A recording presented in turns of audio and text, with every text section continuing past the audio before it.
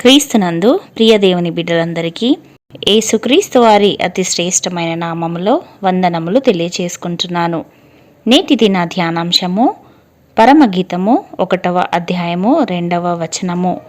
నోటి ముద్దులతో అతడు నన్ను ముద్దు పెట్టుకొనుగాక, నీ ప్రేమ ద్రాక్షారసము కన్నా మధురము.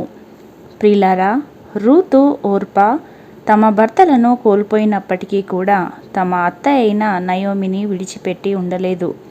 అత్తతోనే జీవించినారు.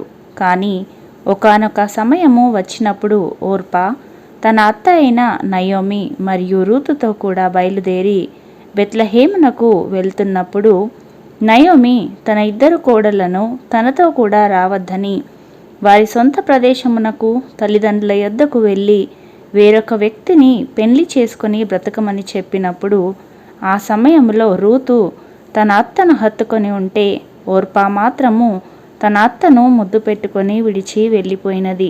అదే విధముగా యేసుక్రీస్తు ప్రభువుల వారు నిత్యము తన 12 మంది శిష్యులతో ఉండేవారు. తండ్రి తన బిడ్డలతో మాట్లాడినట్లుగా ప్రతిదినము వారితో ఎన్నో విషయాలు చెప్పేవారు, ఎన్నో ఉపమానాలు బోధించేవారు, ఎన్నో సంగతులు వెల్లడి చేశారు. ఈ లోకము ఎలాంటిదో, ఈ లోకంలో ఏ విధముగా జీవించాలో తెలియచేశారు. అయితే దారి తప్పిన యూదాకు ఆ మాటలు రుచించలేదు, లోకానికి వేరై జీవించాలనిపించలేదు. అందుకే 30 వెండి నాణెములకు ప్రధాన యాజకులతో బేరము కుదిరించుకొని ఒక సమయము చూసి యేసు ప్రభువు వారిని అప్పగించాలి అనుకున్నాడు. జగత్ రక్షకుడైన యేసు ప్రభువు వారికి ఆ విషయము తెలిసినప్పటికీ కూడా ఆయన యూదాను ప్రేమించారు.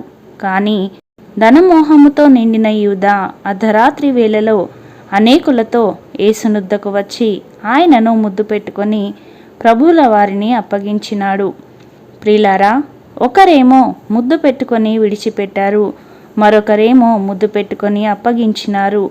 మనుషుల ప్రేమ ఇటువంటిదే అని దేవుడు ముందుగానే తెలియచేశారు. అవును, ఎన్నో మార్లు మనుషుల ప్రేమకు పొంగిపోతూ ఉంటాము. వారి అభిమానమునకు ఆకాశములో విహరిస్తూ ఉంటాము. అయితే వారి ప్రేమ ఆవిరి వంటిదే, అది కొద్ది కాలం ఉండి మాసిపోయేది. అయితే దేవుని ప్రేమ అలాంటిది కాదు. దేవుని వాక్యము ఈ విధముగా సెలవిస్తున్నది, ఎఫ్రాయిము నాకు ఇష్టమైన కుమారుడా, నాకు ముద్దు బిడ్డ, నేనతనికి విరోధముగా మాట్లాడినప్పుడెల్లా అతని జ్ఞాపకము నన్ను విడవకున్నది. అతని గూర్చి నా కడుపులో చాలా వేదనగా ఉన్నది. తప్పక నేనతన్ని కరుణింతును. ఇదే యెహోవా వాక్కు అని దేవుడు సెలవిస్తున్నాడు. అవును ప్రియులారా, దేవునికి మనము ముద్దు బిడ్డలము. అందుకే ప్రతిదినము తన ప్రేమ వాక్కుల ద్వారా మనతో మాట్లాడుతున్నాడు. ఆదరణకర్త వలె మనతో ఉంటాడు. జీవగ్రంథము ద్వారా కృపాసత్య సంపూర్ణునిగా మనతో జీవిస్తారు. అయితే ఈ ప్రేమను మనము గుర్తించామా? పగవాడు అనగా సాతాను, వాడి అనుచరులు, అదే విధముగా మన చుట్టూ ఉండే మనుషులు మనపై లెక్కలేనంత ప్రేమ చూపించవచ్చు.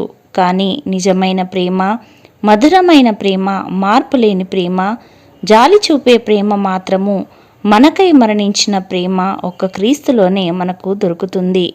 తండ్రి ద్వారానే అట్టి ప్రేమను పొందగలము. కాబట్టి లోకములోని ప్రేమకు మురిసిపోయి మాసిపోకుండా దేవుని ప్రేమలో ఉన్న మాధుర్యాన్ని అనుభవించటం నేర్చుకుందాము. అట్టి వివేచన దేవుడు మనలకందరికీ అనుగ్రహించునుగాక. ఆమెన్. ప్రార్థించుకుందాము. పరిశుద్ధుడవైన మా దేవ, పరలోకపు తండ్రి, మీ పరిశుద్ధమైన నామమును బట్టి తండ్రి మీకు వందనాలు. ఆశ్చర్యకరుడవు, ఆలోచనకర్తవు, నిత్యుడగు దేవ, సమాధానానికి అధిపతి అయిన మా తండ్రి, అట్టి సమాధానమును మా జీవితంలో ఏలనీయుటకు మీ కృపను మాకు అనుగ్రహించండి.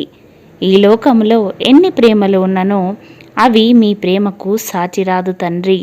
మీరు మమ్ములను ఎంతగానో ప్రేమించువారని, మా కొరకు మీ ప్రాణము సైతము పెట్టిన గొప్ప దేవుడవు.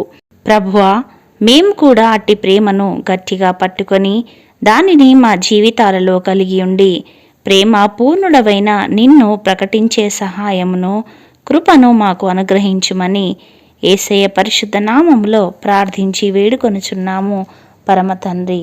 ఆమెన్.